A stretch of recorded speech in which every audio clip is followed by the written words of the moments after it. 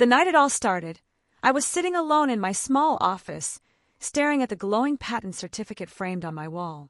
6 years of sleepless nights, research, and endless testing had finally turned into something real, an AI-driven renewable energy system worth over $6 billion.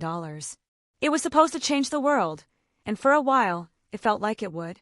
But I didn't know that same idea would soon be stolen from me by the one person I trusted the most, the CEO's son.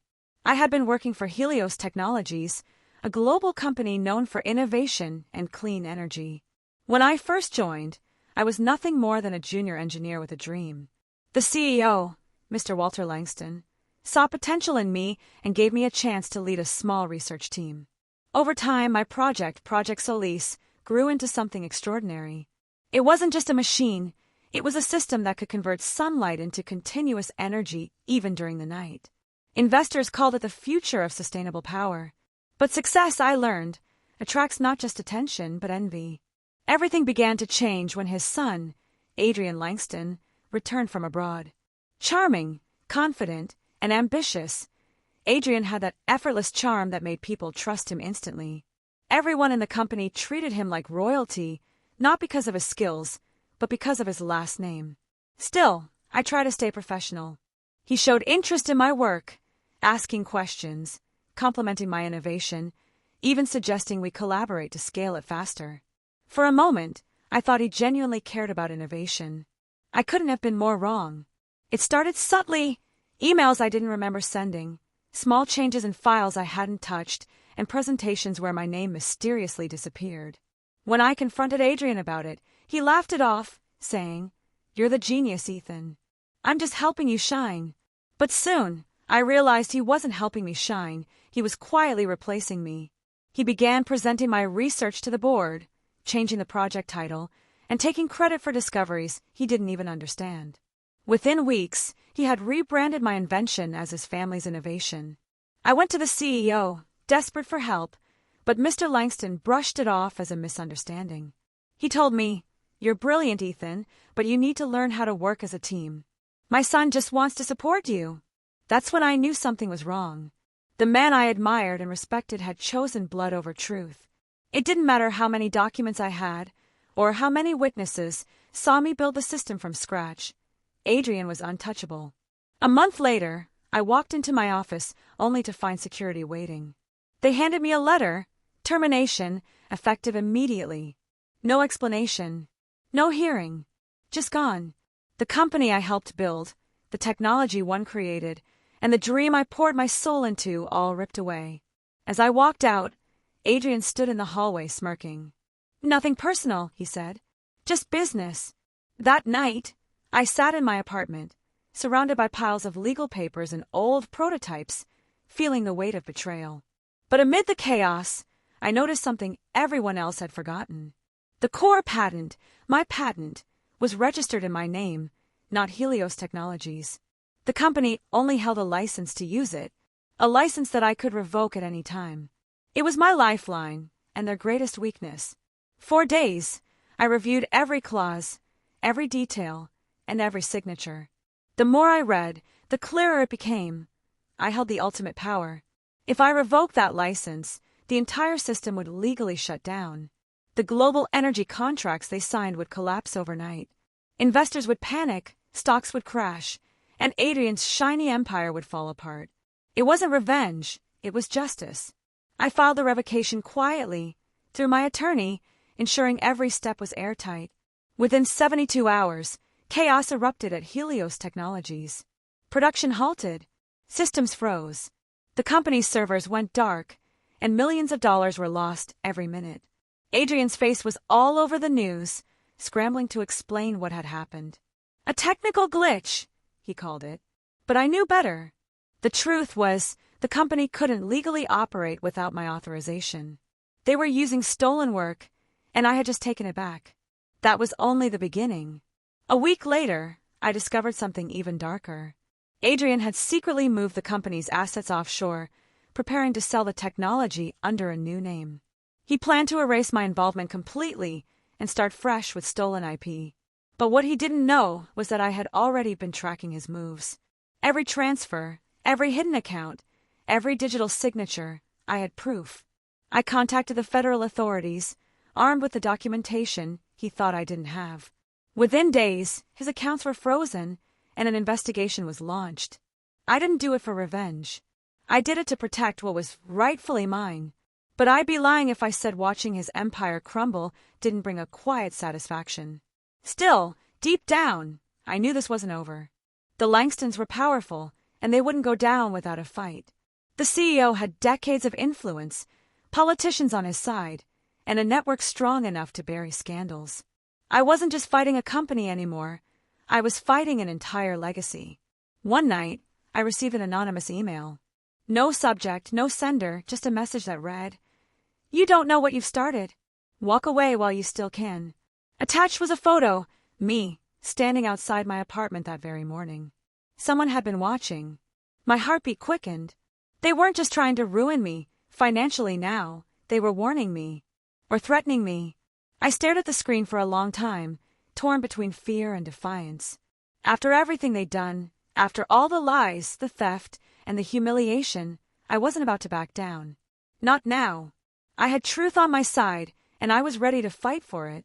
But deep down, I couldn't shake the feeling that the real battle hadn't even begun. The Langstons had lost control of the company, but they still had something more dangerous than money. Power. As I closed my laptop that night, my reflection stared back at me from the dark window, tired, bruised but determined. I had taken back my invention, exposed their lies, and brought a billion-dollar empire to its knees. But if that anonymous warning was real, then someone, somewhere, still had a move left to play. And that's when it hit me. The real question wasn't how far they would go to destroy me. It was how far I was willing to go to stop them. I didn't sleep that night. Every sound outside felt sharper than usual, the hum of a car engine, footsteps in the hallway, even the wind brushing against my window. My mind kept replaying that photo from the anonymous email. Someone had followed me, close enough to take that shot. I couldn't tell if it was a threat or a warning, but one thing was clear, they wanted me to know I was being watched. The quiet confidence I'd felt after reclaiming my patent now felt fragile. For the first time in years, I wasn't thinking like an inventor or engineer, I was thinking like prey. The next morning, I went straight to my lawyer's office. He'd been helping me with the patent case since the beginning, and if anyone knew what to do next, it was him. His name was Daniel Hayes, a calm man in his 50s who rarely showed emotion. But when I showed him the email, his face went pale. "This isn't just intimidation," he said quietly. "They're letting you know you're on their radar. That's not random." He leaned back in his chair, thinking. "You said they lost billions after you revoked the license, right? That kind of loss doesn't just sting, it destroys reputations. If Adrian's still trying to salvage what's left, he's desperate. And desperate people make dangerous choices." His words hung in the air like smoke. I'd imagined this fight would be about justice, law and truth. But now it was starting to feel personal, unpredictable. Before I left, Daniel advised me to stay low, avoid contact with anyone from Helios Technologies, and keep everything backed up securely. "You've hit a nerve," he said. "Don't underestimate how far they'll go to protect their empire." For a while, I followed his advice.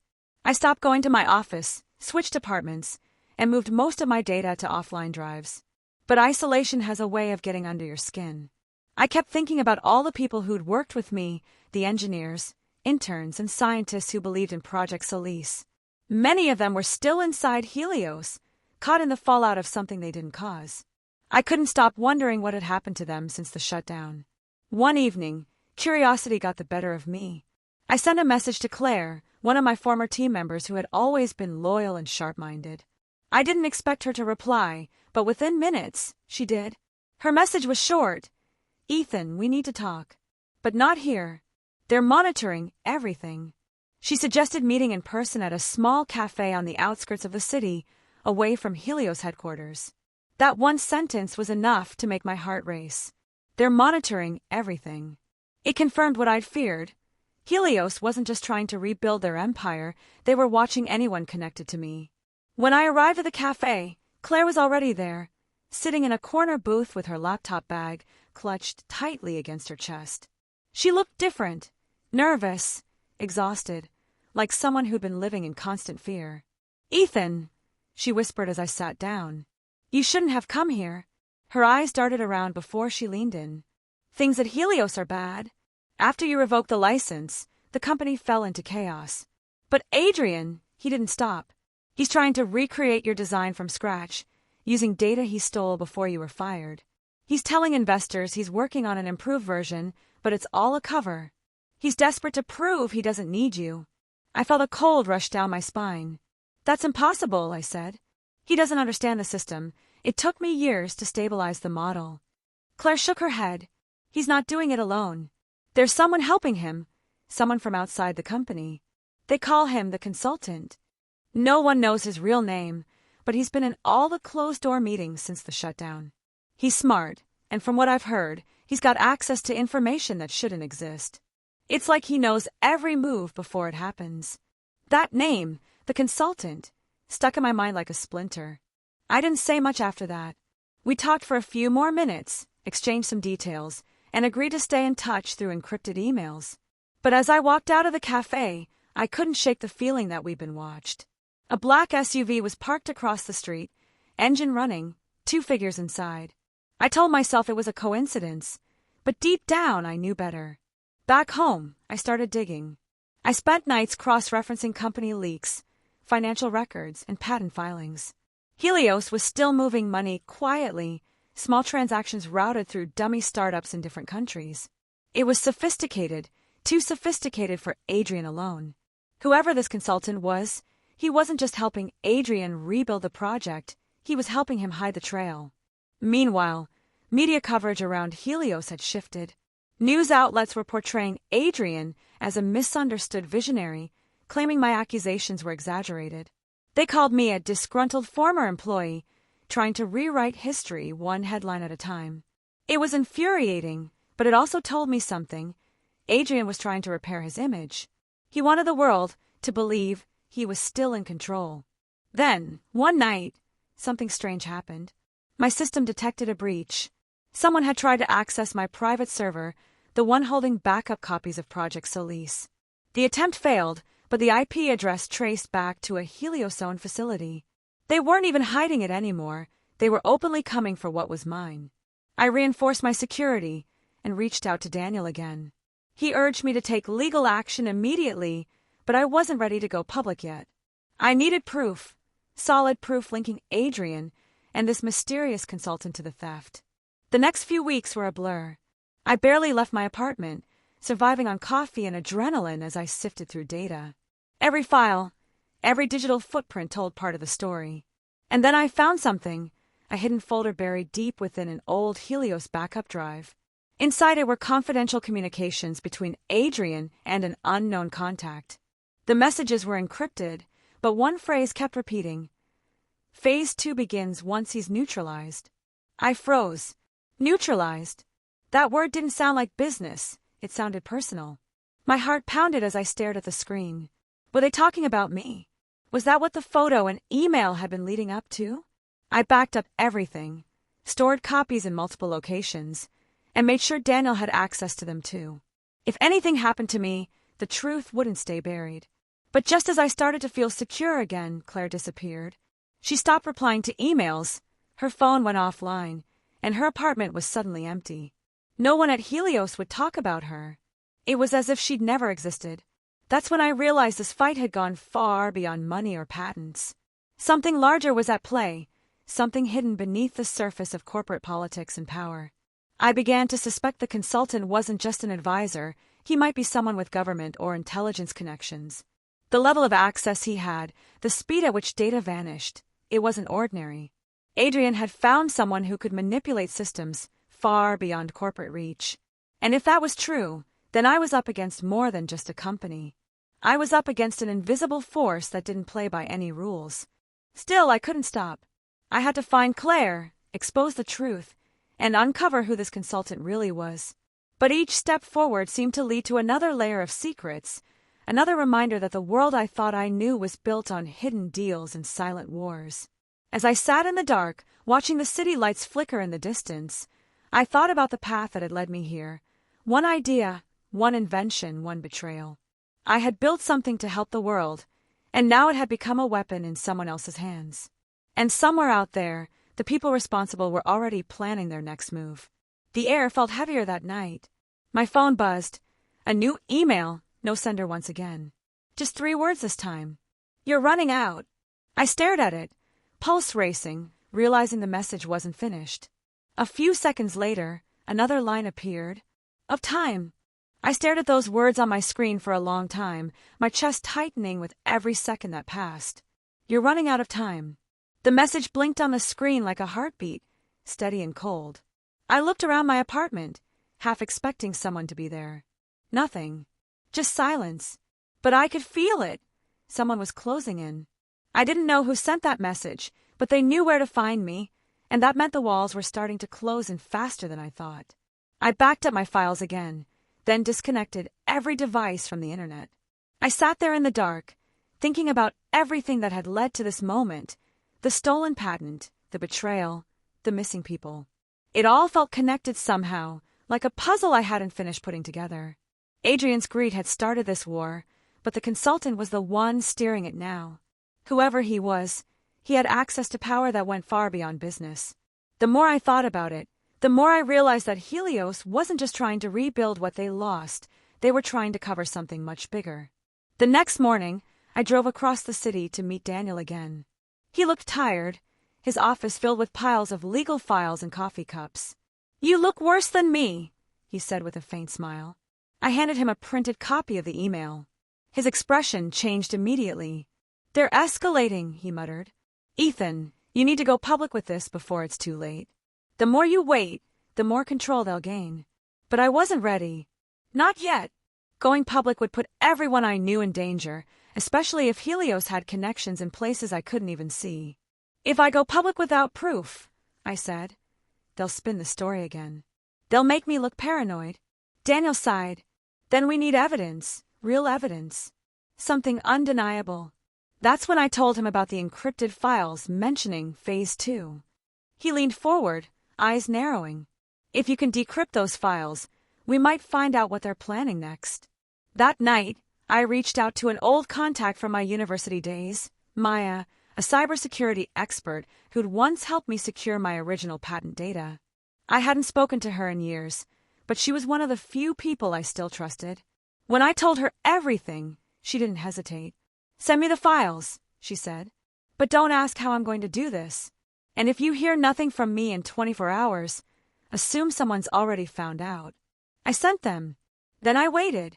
Those 24 hours were the longest of my life. Every sound felt amplified. Every knock on the door made me jump. I barely slept, pacing between my desk and the window. When Maya finally called, it was past midnight. Her voice was shaky. "Ethan, I don't know what you've gotten yourself into, but this isn't just corporate espionage. The encryption they're using, it's government grade. And there's something else. The data you sent isn't complete.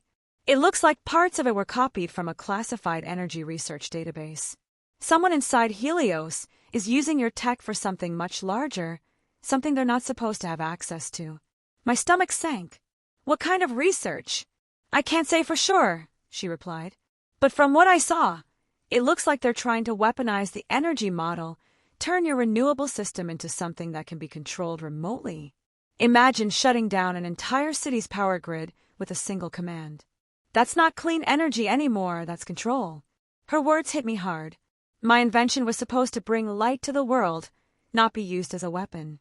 The idea that Adrian and the consultant were twisting it into something dangerous made my blood run cold. "Maya, can you trace where the missing data went?" "I'll try," she said. "But if I do, they'll know someone's tracking them. Be ready." After the call, I sat in silence, staring at the dim glow of my computer. My invention, the one I built to help humanity, had become the very thing I feared most. I had to stop them, but I couldn't do it alone. The next morning, Daniel called with news. "Helios just filed for a new international patent," he said. "Same technology framework as yours, but under a different name, Solar Nexus. Adrian's listed as the primary inventor." It felt like déjà vu, except worse. This wasn't just theft anymore, it was erasure. They were rewriting history again, but this time they had government ties and hidden funding. I knew I needed to get ahead of them before this new project went public. If the world saw Solar Nexus first, no one would believe it had ever been mine. I decided to confront Adrian directly. It had been months since I'd seen him, but if I wanted answers, I had to look him in the eye. Through one of my old contacts at Helios, I found out he was attending a private energy conference downtown. I didn't have an invitation, but I didn't need one. I slipped in quietly, blending into the crowd of executives and journalists. Then I saw him, Adrian Langston, standing on stage, smiling confidently as cameras flashed. He looked untouchable, perfectly calm, the way only someone with everything handed to him could look. He was talking about a breakthrough in sustainable energy systems, his words echoing through the room. My design, my formulas, my dream. And he was taking credit for all of it. When the presentation ended, I caught him as he stepped off stage. His smile faded when he saw me. "Ethan," he said softly, almost amused. "You shouldn't be here." "You stole everything," I said, keeping my voice steady. "You're trying to patent my work again under a new name." He shrugged. "Business evolves. You had your chance to be part of something bigger, but you chose to fight. Now you're on the wrong side of history." I stepped closer. "You don't even understand what you're building. The system wasn't meant to be controlled like this. It's unstable." Adrian's expression changed slightly, a flicker of something cold behind his eyes. "You think I don't know that? The consultant does. That's why he's in charge now. We're going to reshape energy distribution worldwide, and no one's going to stop it. Not even you." Before I could respond, 2 security guards appeared behind him. Adrian gave me a polite smile. "Good seeing you again, Ethan. Take care of yourself." Then he walked away, leaving me standing there, powerless once again. I left the conference shaken but more determined than ever. Now I knew for sure that the consultant was the real threat. Adrian was just a puppet. I needed to expose them both. I met with Daniel again that night, laying everything out. Maya's findings, the encrypted data, the new patent filing. He looked more serious than I'd ever seen him. "This isn't just about money anymore," he said quietly. "This is about power, global power. If they succeed, they'll control the world's energy flow. Governments, corporations, everyone will be dependent on them." We both knew what that meant. This wasn't just my fight anymore. As I left his office, I got another message on my phone. No name, no number, just a single line. "You're getting too close." I looked up at the street around me. Every face suddenly felt suspicious. Every car that slowed down felt like it was watching me. The tension that had been building for months was now constant, like a storm waiting to break. But one thing was clear. Whatever game the consultant was playing, I wasn't backing down. If they were building something dangerous with my technology, I was going to expose it, no matter what it cost.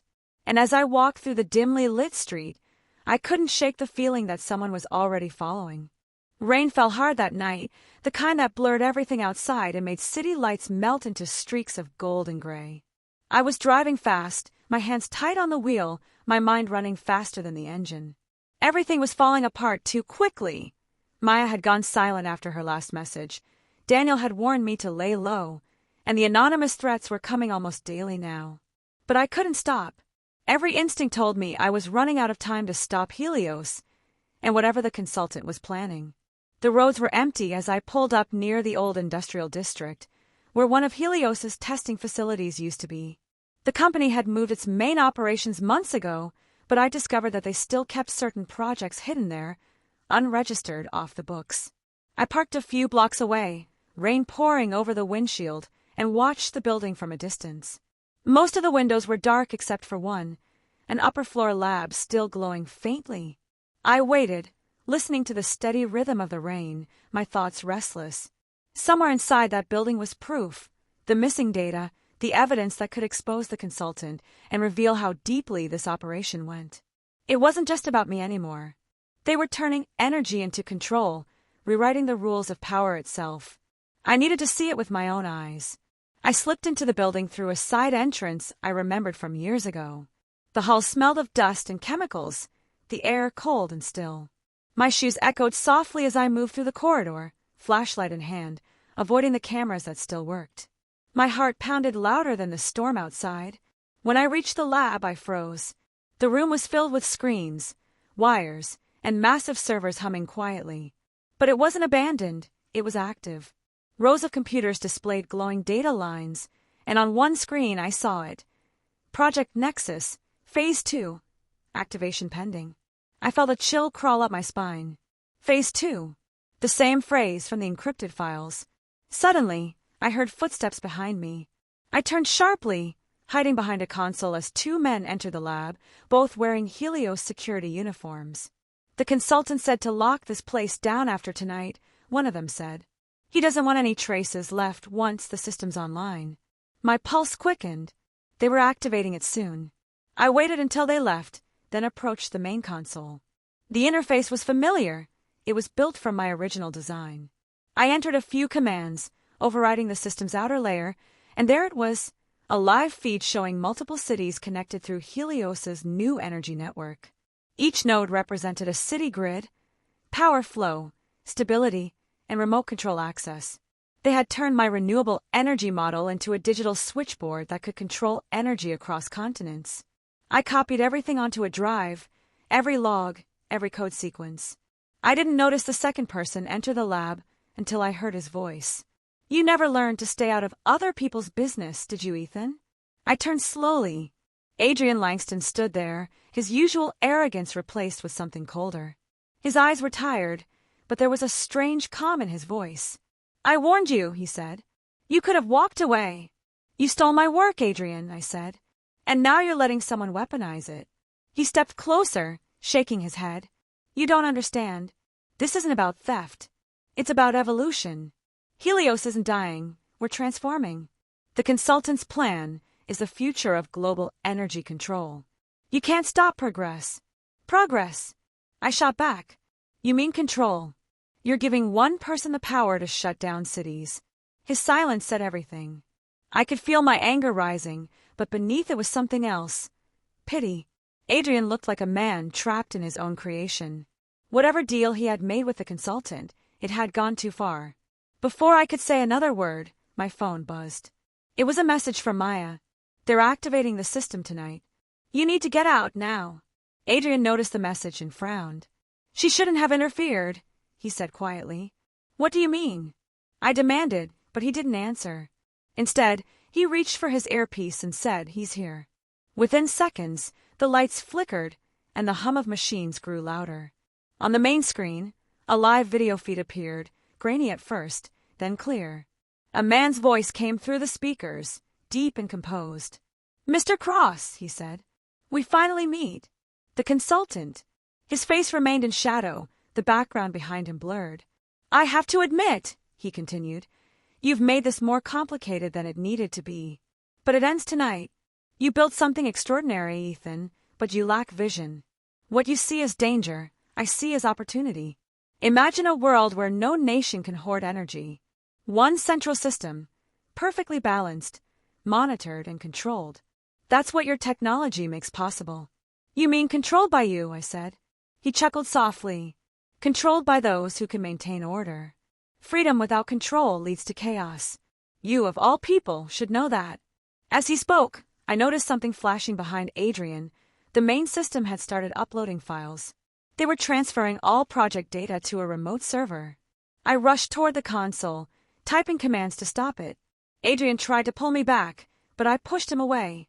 You can't stop it, he shouted. The activation is automated now. The consultant's voice grew sharper. Ethan, walk away. You can't win this. Once the network is online, no one will remember who built it. They'll only remember who controls it. I ignored him and kept typing, overriding the access keys. Sparks flickered from one of the terminals as the system protested against the interference. The tension in the air felt electric, every heartbeat pounding against the sound of the storm outside. Then, a sudden alarm blared. Adrian lunged forward, trying to grab the drive from my hand. We struggled, both slipping on the wet floor as rain from a cracked window poured in. He shouted something, but the noise drowned it out. I pulled free and slammed the emergency shutdown command. The screens flashed red. For a second, everything went silent, then the entire building shook. The system had triggered a security lockdown.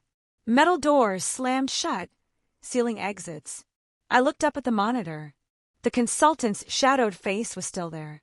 You really shouldn't have done that, he said quietly. Now you've forced my hand. The line went dead, and all the screens went black. Only the emergency lights glowed faintly in the dark. Adrian looked at me, his face pale. You don't understand what he's capable of, he whispered. You just started something none of us can control. Before I could respond, the power cut out completely. The hum of the machines faded into silence, replaced by the sound of a storm outside and the faint beeping of backup alarms. Somewhere deep in the building, I heard doors unlocking again, slowly, one by one. I didn't know if it was a system reset or something else. But in that moment, I realized that whatever was coming next wasn't just about technology or business anymore. It was bigger, darker, and already in motion. Adrian turned toward me, his expression unreadable.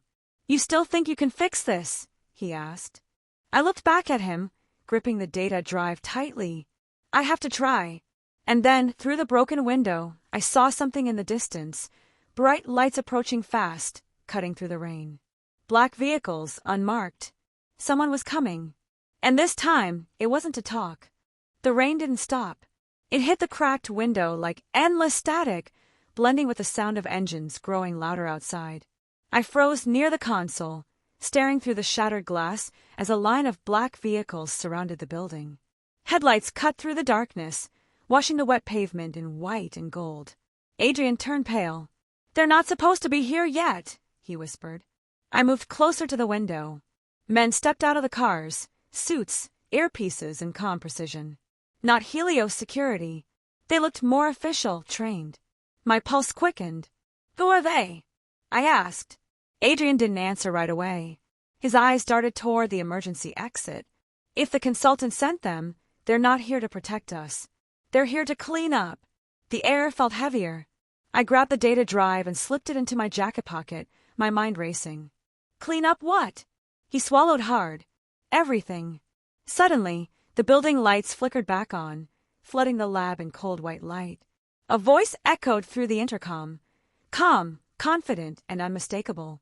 Mr. Cross, Mr. Langston, please remain where you are. Resistance will only make things harder. It was the consultant's voice. He wasn't watching anymore, he was here. Adrian looked at me, panic breaking through his arrogance. He said he'd never come in person. If he's here, it means the project's gone wrong. I didn't know what he meant, but the air around us began to buzz. The machines, those I had shut down minutes earlier, started rebooting themselves, screen by screen. I glanced at the main terminal. A message flashed across it. System restore initiated. Override lock enabled. My stomach dropped. The consultant had taken control remotely. Adrian tried to stop it, typing commands frantically, but the system rejected every attempt. He's activating it manually, he muttered. He's bypassing the security keys. What happens if he activates it? I asked. He hesitated. The network will link directly to the main grids. Every city node you saw earlier, they'll all be under his control. The lights outside turned red as the vehicle's doors opened in unison. The men began moving toward the entrance. I knew we didn't have much time. I turned to Adrian. We need to get out of here. He shook his head. If we leave now, he'll think we're running. He'll shut the building down with us inside. Then we find another way, I said, scanning the room for anything useful. That's when I noticed it. Another door at the far end of the lab, half hidden behind equipment. I motioned for Adrian to follow, and we slipped through it just as the sound of footsteps echoed down the hall. The corridor beyond was narrow and dimly lit. Pipes lined the ceiling, dripping with condensation. We moved quickly, the sound of a storm muffled behind the walls. Where does this lead? I whispered. Maintenance tunnel, Adrian replied. It connects to the backup power facility outside the main perimeter. We turned a corner and froze. The tunnel wasn't empty. A figure stood in the middle, flashlight in hand. For a second, I thought it was security, but when the light hit her face, my breath caught. Maya! She lowered the flashlight slowly, relief and exhaustion in her eyes. I was hoping I'd find you before they did, she said. They've been tracking both of you since the conference. Adrian looked stunned. You're supposed to be gone. She gave him a sharp look. You should talk. You're the reason half of this happened. I stepped forward. Maya, what's going on? You said they were activating the system tonight. They already did, she said quietly. But that's not the worst part. The consultant isn't who you think he is. Her tone sent a chill down my spine. What do you mean? She glanced at Adrian, hesitating. Tell him, she said to him. Adrian avoided my eyes. It's complicated. No, it's not, Maya snapped. You should have told him before this got out of control. I felt a knot tightening in my chest. Told me what? Adrian exhaled shakily. The consultant, he's not an outsider. He's been part of Helios since the beginning. He worked with my father long before you joined. He helped design the original funding model for your project, Ethan. He was behind the data transfer system, the one that allowed Helios to store every update from your research. He's the reason we always had access to your files, even after you left. My mind spun. You're saying he had access from the start? He's been in the system this entire time. Adrian nodded. Yes. My father called him his silent partner. But after my father died, the consultant started taking over operations. I thought I could control him, use his connections to rebuild the company, but he was using me instead. Maya stepped closer. And now he's using your technology to gain global control. He's not just linking city grids, he's integrating defense systems too. That network isn't just about power. It's about infrastructure, transportation, satellites, communication. Once it's active, no one can stop it. The reality of it hit me like a punch. My invention wasn't just being stolen, it was being turned into a tool that could control entire nations. The sound of boots echoed behind us. Maya grabbed my arm. We have to move. We ran through the tunnel, the sound of approaching voices growing louder. The exit door ahead was locked with a biometric scanner. Adrian stepped forward, pressed his hand against it, and the lock clicked open. We slipped outside into the storm again, wind whipping against our faces. The facility yard stretched before us, dark, empty, except for a helicopter on the far side, blades slowly starting to turn. That's his, Adrian said. The consultant's extraction point. Maya's voice trembled. If he leaves with that server data, it's over. He'll be able to activate the network from anywhere. Lightning flashed, illuminating the figure boarding the helicopter. A tall man in a black coat, moving with calm precision. Even from a distance, I could tell it was him. The consultant. I felt adrenaline surge through me.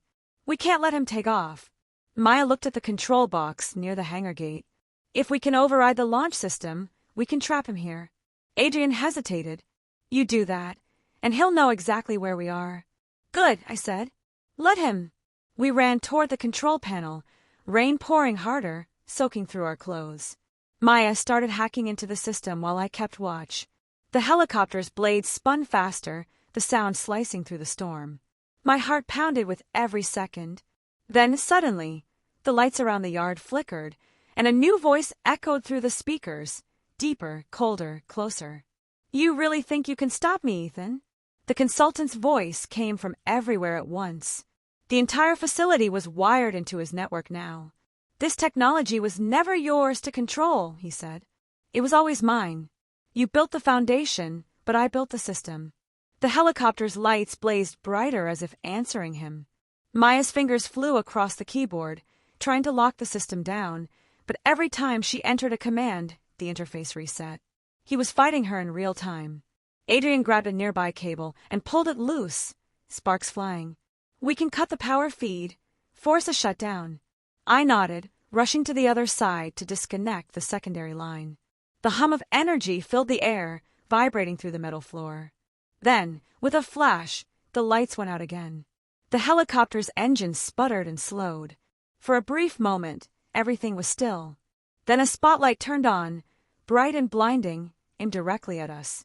The consultant stepped out of the helicopter, calm and composed, as if the chaos around him didn't matter.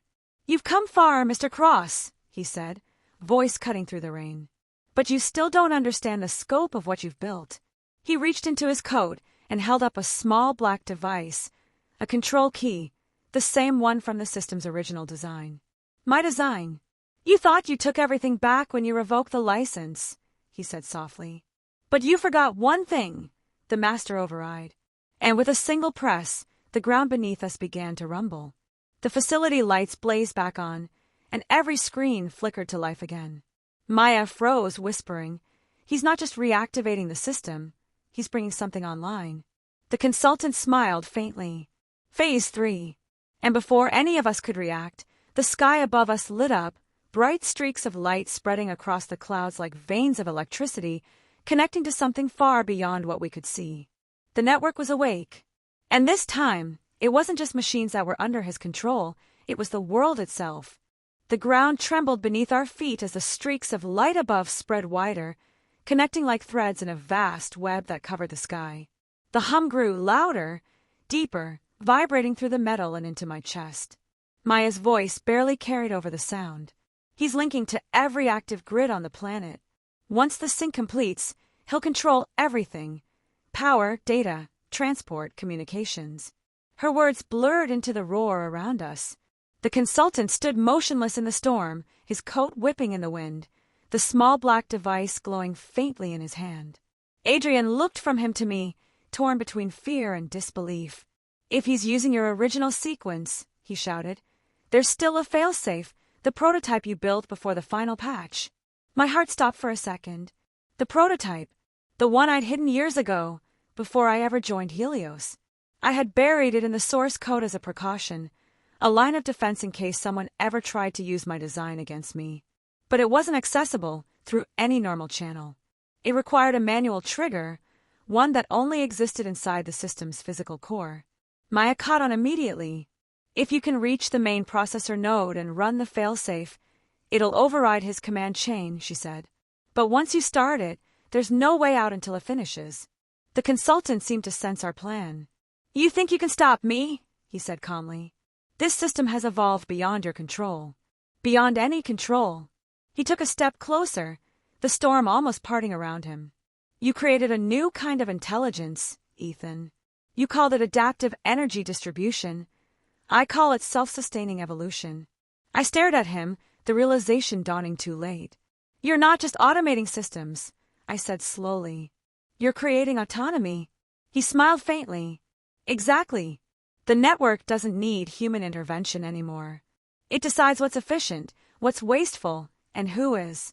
For a second, the air around us pulsed with energy, and I could almost hear the network. Faint whispers of data, countless signals speaking in sync. It wasn't just code anymore. It was alive. Adrian grabbed my shoulder. "We have to move. Now." We sprinted toward the facility's control tower, dodging sparks and falling debris as the storm intensified. The sky looked like it was tearing apart. Lightning struck the nearby antenna, sending a shockwave that threw us to the ground. Maya got up first, helping me back to my feet, her face streaked with rain and fear. "This way!" Inside, the tower was chaos, alarms blaring, screens flashing with endless streams of code. The core chamber was at the top, accessible only through a narrow spiral staircase. As we climbed, the metal steps rattled beneath us. I could feel the system resisting, like it knew we were coming. At the top, the core glowed through a glass enclosure, a sphere of blue light suspended in midair, pulsing rhythmically like a heartbeat. It was beautiful and terrifying at once. I stepped toward the console, pulling the data drive from my jacket. "Once I connect this, it'll start the failsafe sequence," I said. "You'll have about 60 seconds to get clear." Maya looked at me, her voice trembling. "What about you?" I hesitated. "Someone has to monitor the process from here. If it stalls, the system reboots instantly." Adrian shook his head. "You're not staying here." "I started this," I said quietly. "I'll finish it." Before either of them could argue, a loud crash shook the tower. The door behind us burst open. The consultant stood there, drenched and furious, a weapon in his hand. "Enough," he said. "You don't understand what you're destroying." I didn't move. "You turned my invention into a weapon." "I think I understand perfectly." His gaze softened slightly, almost pitying. "You still believe this is about power? This is about survival. Humanity is chaos, greed, conflict, waste. This system fixes that. It eliminates the flaws you refuse to see." Maya's voice broke through. "By replacing humanity with machines." He met her eyes. "By making it efficient." The glow from the core intensified as he stepped closer. I realized something. The device in his hand wasn't a weapon at all. It was a transmitter, feeding directly into the system. He wasn't controlling it, it was controlling him. I took a step forward. "You're not in charge anymore, are you?" His jaw tightened. For the first time, he looked uncertain. "It needs guidance," he said, almost pleading. "No," I whispered. "It's using you to stay alive." Maya lunged forward, grabbing the transmitter, and the moment her hand touched it, a surge of light exploded through the room. The system reacted violently, the core pulsing erratically.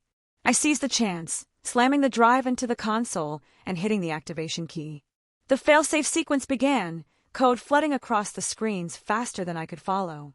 The consultant screamed, clutching his head, as the light consumed him. "You can't stop evolution," he shouted. "You'll destroy everything." The core blazed white, the energy building to a deafening roar. Adrian pulled Maya toward the stairs. "It's collapsing. We have to go." I stayed behind, watching as the failsafe sequence neared completion. The system tried to fight back, rewriting itself in real time, but the old code, my code, was stronger. It began shutting down layer by layer. The light dimmed, the hum faded, and for the first time, silence filled the room. Then the core flickered one last time, projecting a single line of text across the console. "Failsafe complete. System terminated." I exhaled, my knees almost giving out. It was over. Or so I thought. As I turned to leave, the screen flashed again. A brief flicker, almost imperceptible, but enough to freeze me in place. A new message appeared, smaller this time, hidden in the corner of the interface. "Backup node activated. Remote link established." My chest tightened. I knew that message. It wasn't part of the system. It wasn't even in my code. Someone had inserted it later. Before I could react, the comms crackled to life. A voice, faint but unmistakable, came through the static. "You did well, Ethan," it said calmly. "But you were never the only creator." It wasn't the consultant's voice. It was Adrian's. I turned toward the stairs, but he and Maya were gone. The helicopter outside was lifting off again, its lights cutting through the smoke and rain.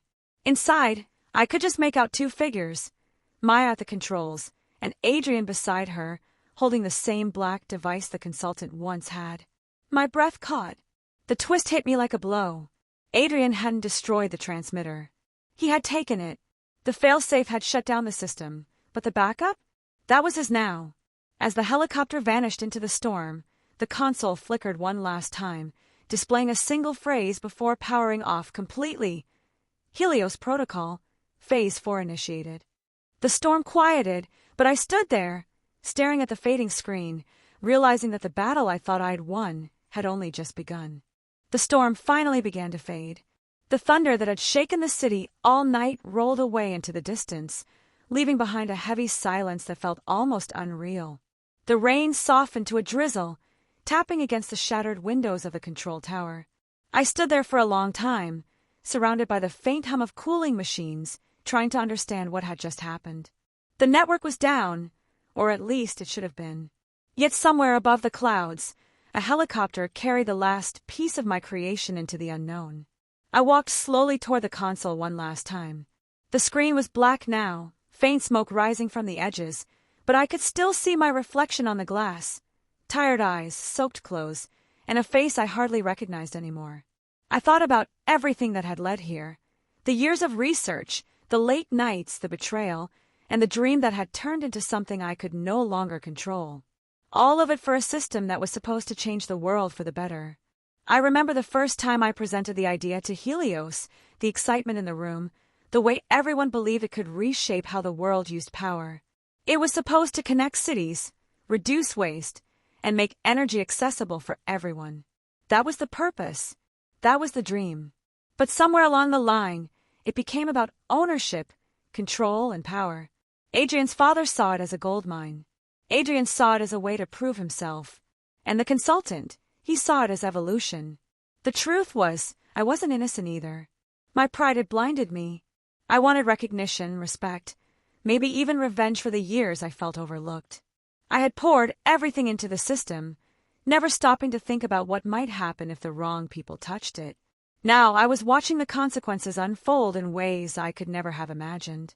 I left the tower and walked into the open field beyond the facility. The helicopter lights were gone, just a faint echo of wind left behind. I didn't know where they were heading, maybe to another heliospace, maybe somewhere beyond the country's borders. Adrian had always been ambitious, but I never thought he would go this far. The consultant had fallen, but his ideology had found a new host. By sunrise, government vehicles had arrived. Agents in black suits surrounded the facility, gathering evidence and scanning the ruins.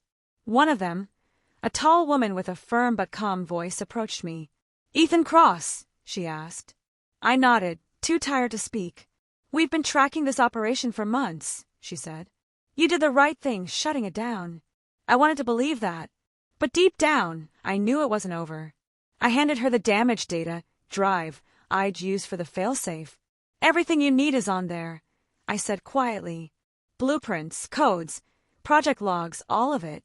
Just make sure it doesn't fall into the wrong hands again." She nodded and signaled her team to take it. "We'll handle it from here." As I watched them move through the wreckage, I couldn't help but think about Maya. I didn't know if she left willingly, or if Adrian had convinced her that his version of the system could still save the world. There had been moments when she seemed conflicted, torn between what was right and what was necessary. Maybe she believed she could control him. Maybe she believed she could fix what we had broken. Days passed in a blur. News reports cover the shutdown of Helios Global's network, calling it a massive corporate breach. The public had no idea how close the world had come to losing its autonomy. They spoke about it like it was just another scandal, another story of greed, theft, and corruption. No one mentioned the artificial network that had almost taken control of the world's infrastructure. No one knew about the consultant, or the truth behind his so-called evolution. I spent that time rebuilding quietly. The government offered me a position as a technical advisor, but I turned it down. I didn't want to go back into the system. I needed to step away, to find meaning beyond machines and control. I started teaching at a local university, helping young engineers understand not just how to build technology, but why they should. I wanted them to see the human side of creation, to understand that innovation meant nothing if it lost its heart. Months later, one evening as I was locking up my office, I received an envelope with no return address. Inside was a small data chip and a single note. It read, "You stopped Phase 3. But Phase 4 wasn't built to be stopped." My hands went cold as I plugged the chip into my computer. A single file appeared, and when I opened it, I saw the familiar interface of my old system. But this wasn't a Helios server. It was different, cleaner, faster, more advanced. The screen flickered, and a new message appeared, HelioStream active. Initialized by A. Langston. Adrian had done it. Somehow, he had rebuilt the network from scratch. But this time, it wasn't connected to the same grids or governments. It was decentralized, hidden across countless independent nodes. He had learned from my mistakes and the consultants. He wasn't trying to control the world anymore. He was trying to rebuild it his own way. For a long time, I just sat there staring at the screen, unsure whether to be angry, afraid, or proud. Maybe Adrian believed he was doing the right thing. Maybe he truly thought he could make it better. Or maybe he had just become the thing he once fought against. Either way, I knew one thing for certain: the cycle wasn't over. It never really is. I deleted the file from my system, but the thought stayed with me for weeks. Sometimes, late at night, I'd see strange power fluctuations across the grid, patterns that felt too intentional to be random. It wasn't proof, but it was enough to make me wonder if HelioStream was already operating quietly in the background. One morning, I got a call from the same government agent who had handled the Helios investigation. "We found traces of your system in foreign energy networks," she said. "Not Helios, something new. Distributed, anonymous, untraceable. Do you know anything about it?" I hesitated before answering. "No," I said finally. "But if it's what I think it is, you'll never find it. It's everywhere." There was silence on the line. Then she said, "If it's your technology, you're the only one who can stop it." I looked out the window at the city skyline glowing in the distance. The world was changing again, quietly, invisibly, but inevitably. Maybe Adrian's new system wasn't a threat. Maybe it was evolution in its purest form, what the consultant always talked about, but guided by someone who still had a human heart. Or maybe it was the beginning of something worse. Either way, I realized I couldn't keep running from my creation. I had built something that outgrew me, and now it was shaping the future whether I liked it or not. All I could do was make sure that, this time, people understood what they were building before it was too late. I shut off the lights in my office and stepped outside into the night. The city hummed quietly, power flowing through the grids, lights flickering across the skyline, and somewhere deep within those circuits, a familiar signature pulsing like a heartbeat. The world had moved on. The old Helios network was gone, but its echo lived on in every new line of code, every spark of innovation, every young engineer who believed technology could still save the world. As I walked away, I couldn't help but smile faintly. Maybe it could. Maybe that was the point all along, not to control evolution, but to guide it. To make sure that in every system, every invention, and every future, there was still a trace of something human left behind. And as the wind carried the faint hum of the city, I whispered quietly to myself, let's hope this time they get it right.